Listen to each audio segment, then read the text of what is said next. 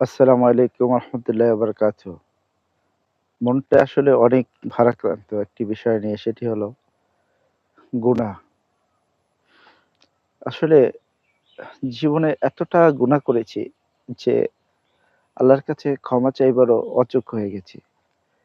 কিভাবে এই গুনার দিকে তাকিয়ে ক্ষমা চাবো এটা আসলে ভুলেই যাই। তাও আল্লাহ দয়ালু মেহেরবান, আশা করি এই গুনাহগারকে ক্ষমা করে দিবেন। আমরা আসলে পৃথিবীর মায়ায় মোহায় পড়ে অনেক অপরাধ করে ফেলি। আমার আল্লাহ এতই মেহেরবান যে আপনার জঘন্যতম অপরাধ আপনি নিজে চিন্তা করেন যে আপনার অপরাধের মাত্রা এত তীব্র। এটা যদি আপনার একটা বন্ধুকে বলেন, বন্ধু আপনাকে পরিত্যাগ করবে। পরিবারের কাছে বলবেন, পরিবার আপনাকে পরিত্যাগ করবে। আপনি আত্মীয়স্বজন যার কাছেই বলেন পৃথিবীর, সবাই আপনাকে পরিত্যাগ করবে।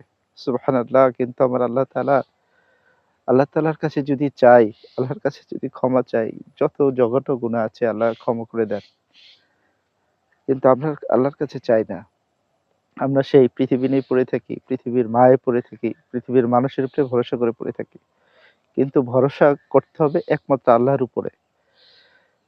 সত্যি একবার চিন্তা করেন, আপনি আপনার অপরাধের কথা যার কাছে বলেন, তার কাছে কি আপনি নিরাপদ? সে আপনার সুযোগ সন্ধানীভাবে আপনাকে ফায়দা লুটবে, আপনাকে ব্ল্যাকমেইল করবে, বিভিন্ন বাজে আপনাকে ছোট করবে, বিভিন্নভাবে আপনাকে করবে। আর এত জঘন্য অপরাধ যা প্রকাশ করার তো মানে আপনার চিন্তাই করতে পারবেন না। এমন অপরাধ আপনি জানেন। একটা কথা আছে না? পৃথিবী না জানুক আমি তো জানি, আমি কি পাপ করেছি হায়।